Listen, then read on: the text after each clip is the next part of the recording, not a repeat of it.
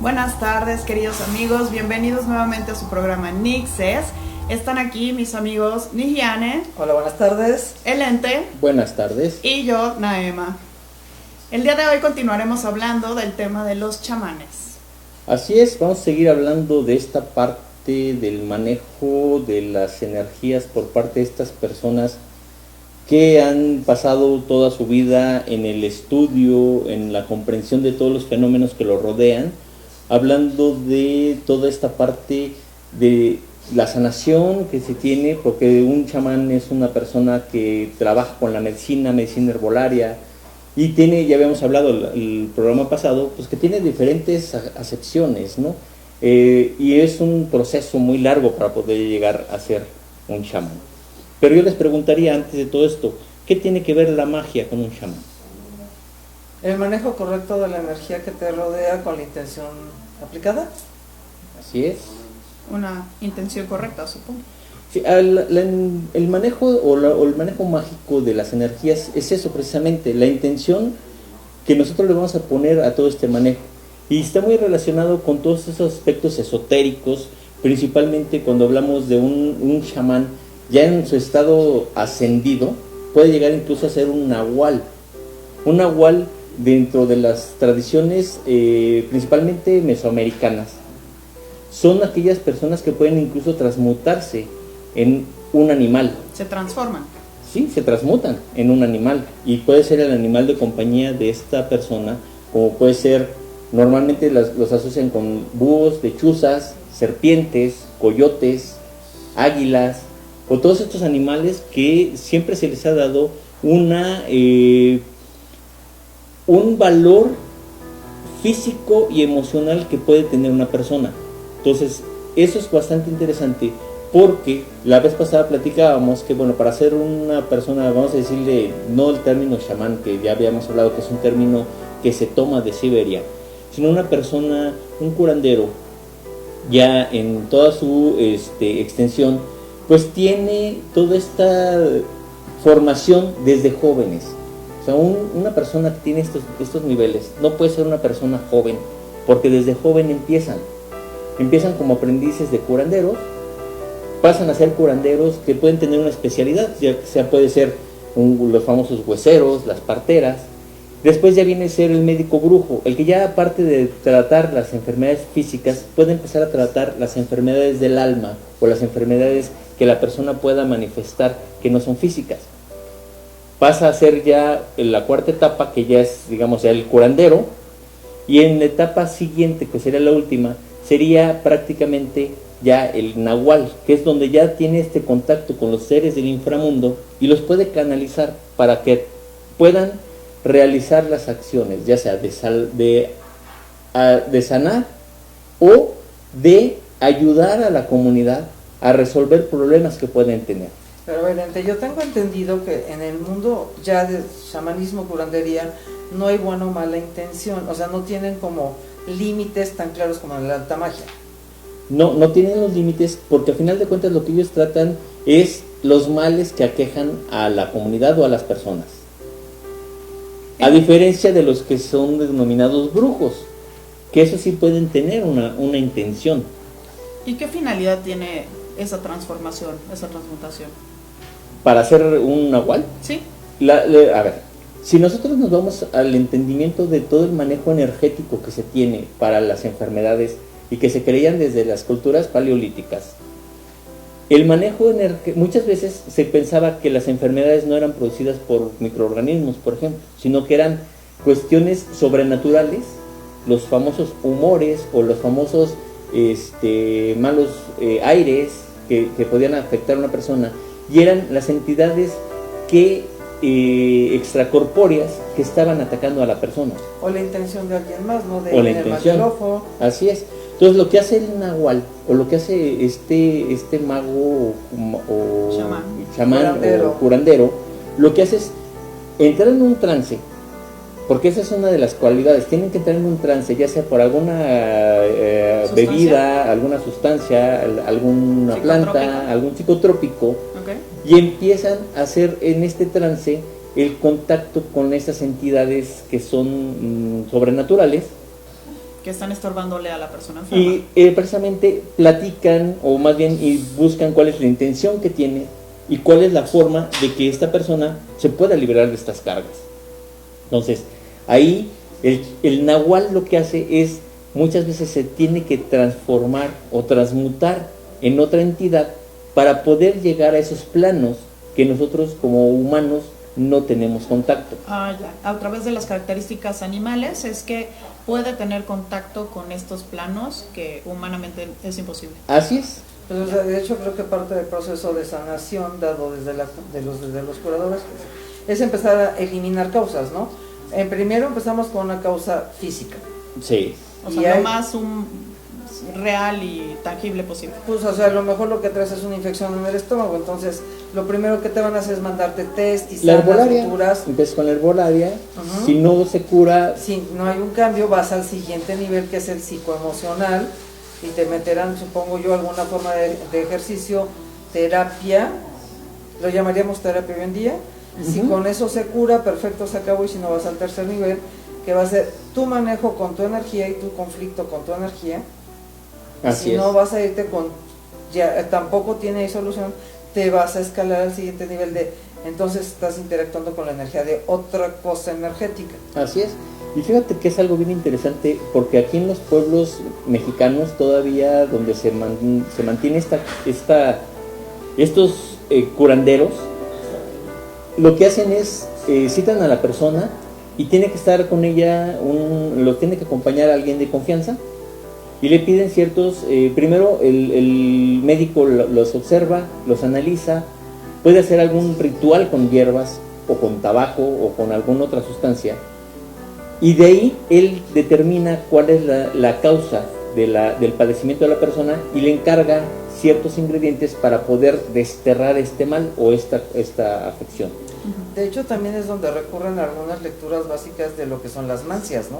¿Sí? O tiran caracoles, o revisan unas vísceras de animales, o el famoso huevo que hacen la limpia, claro, o las velas, o algunas formas de cartas. Usualmente no se trabaja con un tarot, no, porque es para otro tipo de arte. Son cartas españolas, como las cartas españolas, okay, o alguna cosa de significancia, para tratar de determinar en qué momento, qué indicaciones les dan los ciclos energéticos de la persona. Así es. Y esto no nada más es aquí, en muchas culturas, sobre todo en las nórdicas, en Europa, trabajaban mucho esta parte y era utilizaban las famosas runas.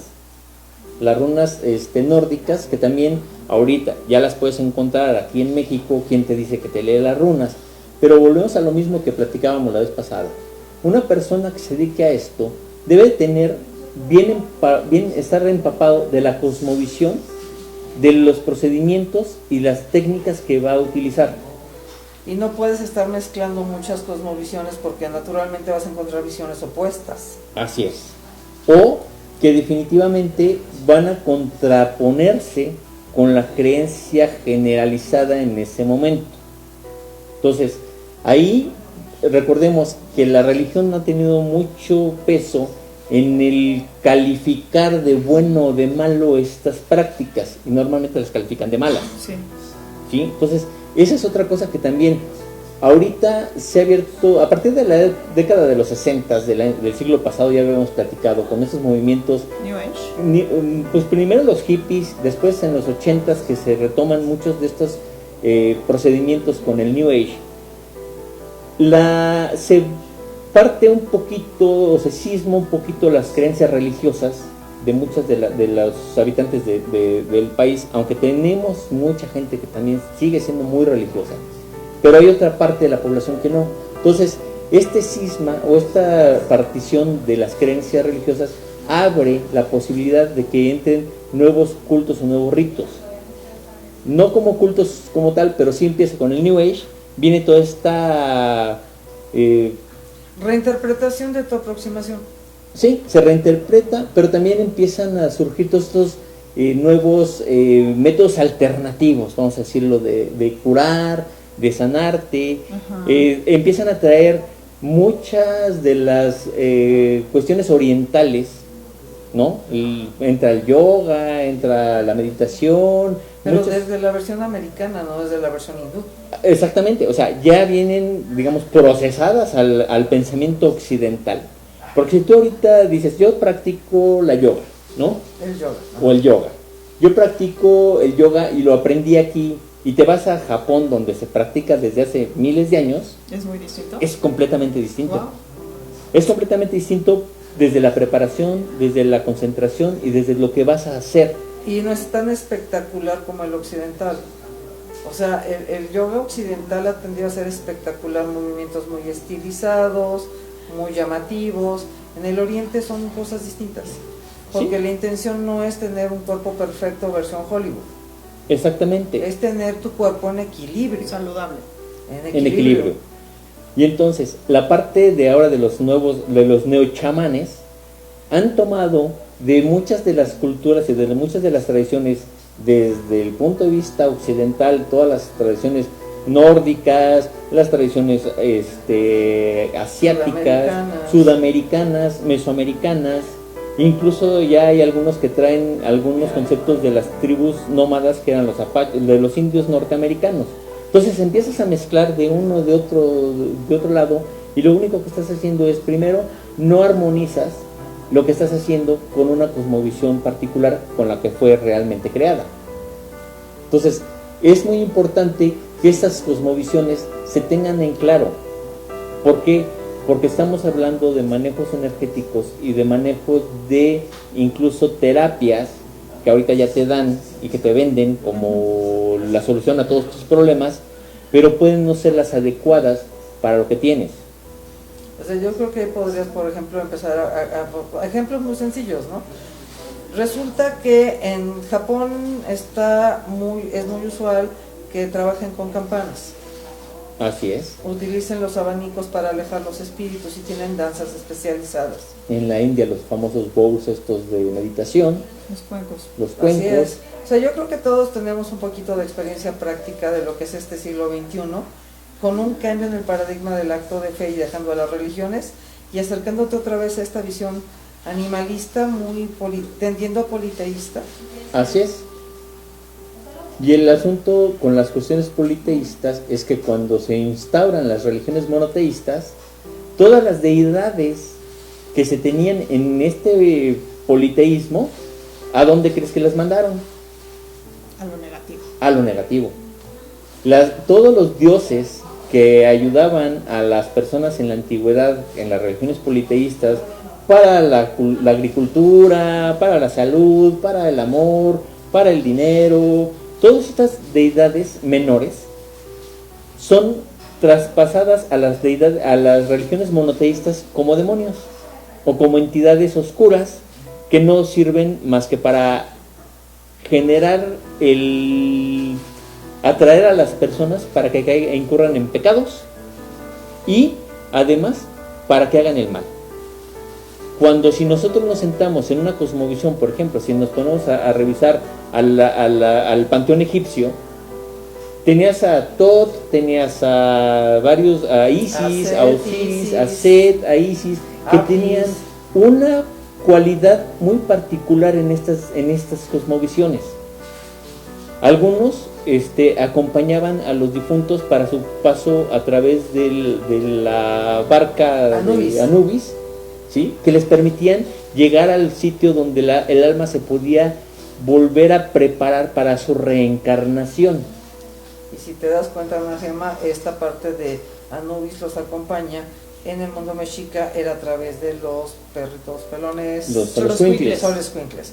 Y en Grecia tenías que cruzar el Estigia y estaba Caronte, que es un perro también, que cuidaba la puerta para que pudieras llegar al río y atravesarlo. Así es. Y entonces, cuando se instalan las religiones monoteístas, no, pues esos son los malos, ¿no? O sea, sí, como una manera de alejarlos ¿sí? de los muchos dioses para enfocarse en uno solo. Pero si tú revisas las tradiciones de estas religiones monoteístas, especialmente las occidentalizadas, toman las fechas de las ceremonias politeístas para poner sus rituales monoteístas. Así es. ¿Y esto sería porque es más fácil, porque ya estaban instaladas las fechas, o porque las fechas tienen algún significado? Porque cuando... Depende. Porque cuando tú quieres... Ahora sí fue mucho. Cuando tú quieres imponer una religión o quieres imponer algo, es más fácil que adaptes lo que ya la gente tiene como improntado como acto de fe. Ajá. Y es más fácil decirle, ok, si hoy era, por decir una fecha, 19 de agosto y hoy celebrabas el nacimiento de las plantas, por decirte algo. Sí. El que quiere imponer dice, no, es que el 19 de agosto no significa el crecimiento de las plantas, sino quiere decir que la deidad única en este momento dotó a la naturaleza de toda la sabiduría para que esto pudiera favorecerse. Mira, podríamos hacer una serie de símiles interesantes. O sea, si tú revisas el monoteísmo judio-cristiano o de las religiones abrahámicas, sobre todo la variante católica, todos los días tienen de 5 a 10 santos. Sí. ¿Sí? Y depende de la versión que revises, porque puede haber más. Por eso dije de 1 a 10. Entonces pasa que, por ejemplo, cuando llegan los negros traídos como esclavos hacia las tierras occidentales de América, esconden su religión haciendo homologación de los dioses africanos con los santos católicos. ¿Y qué crees que nació? La santería. Muy bien, Ajema. ¡Yay! Pero también ocurre cuando viene la conquista del territorio mesoamericano. Así es. Los nativos Franciscanos. que fueron, que quedaron después de la pandemia, que ahí sí fue una pandemia que casi se los acaba. Por la viruela. Por la viruela, los que quedan empiezan a enterrar sus ídolos en las imágenes religiosas para poder seguir rindiéndoles culto. Y más allá de eso, hay unas iglesias en Puebla que de hecho tienen las serpientes en torno a todos sus adornos, ¿no? Así y si es. la quieres llevar más lejos, ahí tendríamos que hablar un poquito de lo que hizo Pedro de Gante, que se sentó con los tlacuilos mexicas a hablar de filosofía y religión y lograron sincretizar principios iguales, filosóficos, para encontrar la equivalencia de sus dioses. Entonces muchos de los santos y vírgenes en México traen los colores asignados a los dioses prehispánicos. Exactamente. Entonces ahí lo que nosotros tenemos que ver es cómo se van cambiando las concepciones ahora sí que de los vencidos por parte de los vencedores. Y a final de cuentas lo que se busca es llegar a instaurar una creencia que va a ser la dominante en ese momento. Ahora, eso lo que te va a dar es el marco de comprensión personal, tu vínculo con la energía y tu percepción de la realidad. Entonces, los curanderos tienen que moverse dentro de estos marcos ya construidos. Por eso es muy importante que tengan muy clara la cosmovisión. Así es. Exactamente. Entonces, si tú ahorita te sientes y vamos al New Age, que jala un poquito de India, un poquito de Occidente, un poquito de Sudamérica, un poquito de Mesoamérica, y empiezas a pegar un cuento, sin tener una raíz, una línea guía, pues tomas lo que te conviene. Yo creo que cualquiera de los tres hemos ido a una meditación donde te están hablando de Mahoma y Cristo y luego alguien más, y Odín, Exactamente. donde son tres visiones distintas. O que te empiezan a mezclar elementos que no tienen nada que ver, por ejemplo, con la religión cristiana o con la religión judío-cristiana, y te los ponen como elementos que van a ser los vehículos para poder mover tus energías, canalizarlas y hacerlas más eficientes, pero basados en esta mezcla de las religiones. Sí, un collage que puede ser un problema porque si lo empiezas a seguir, lo empiezas a encontrar inconsistencias. Claro, por un lado, y por el otro, pues obviamente tu energía va a entrar en disonancia porque el acto de fe que te permite equilibrar la energía está en crisis. ¿En quién estás creyendo entonces? ¿En el Dios A, B, C o D? A partir de la visión de un pueblo oriental, de un pueblo occidental, de un pueblo americano. O sea, simplemente yo creo que todos también hemos alguna vez pisado al otro lado del charco y llegas a España, que se supone que es tu madre patria, es parte de tu sangre, y te sientas a hablar con la gente y no tienes mucho en común. Su visión de la vida es bien distinta a la nuestra. Sí. Así es. ¿Por qué? Porque allá son judio-cristianos abrámicos de la versión católica prácticamente. Sí, porque ellos tienen una cosmovisión diferente a la que tenemos en América. Y además, aquí en América, mucho de lo que tuvieron que hacer los españoles fue sincretizar completamente la cosmovisión que se tenía para poder dominar a los nativos. Sí. Pero por el otro lado, los nativos apropiar otra visión de vida y hacer un híbrido muy interesante. Porque creo que también hemos visitado algunos sitios donde hay grandes curanderos tradicionales como Catemaco. Así Y es es. una mezcla entre elementos prehispánicos y católicos maravillosa. Pero eso ya es una cosmovisión hecha. Esa se tardó en construir Se va en estos modificando. 500 años. Se van modificando porque al final de cuentas acuérdate que todo es, nada es estático, Sí, la todo va cultura se cambiando. alimenta con el tiempo. Y entonces el ir Así es. incorporando en las comunidades gente que trae otras cosmovisiones, que trae otras ideas, pues al final de cuentas se van permeando y se van ya sea adaptando, modificando o aceptando. Y esto hace la evolución, es un proceso natural de la evolución social del ser humano. O sea, lo maravilloso es que al final del día vamos a poder decir somos ciudadanos del mundo.